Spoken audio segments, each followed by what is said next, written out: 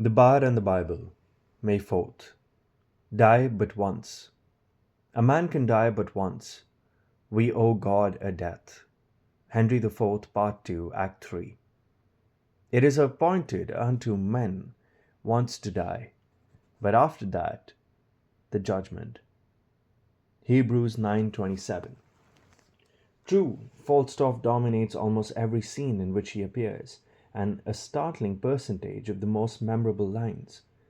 But there are exceptions, and they are perhaps more powerful because they don't come from the fat philosopher knight. For example, the scene in Justice Shallow's house in Gloucestershire, in which Falstaff and his sidekick Bardolph are shamelessly recruiting men to fight for the king against the northern rebels. The recruits are countrymen, aptly named Shadow, Watt, Feeble, Mouldy, and Bullcalf. When Mouldy and Bullcalf pay bribes to avoid going to war, Feeble declines. By my troth, he says, I care not, a man can die but once, we owe God a death. He figures it is either his destiny to die in battle or not. Que sera, sera, more or less. He adds, at least if he dies this year, he won't have to do it again next year. Thus, Feeble speaks one of the wisest lines in the play.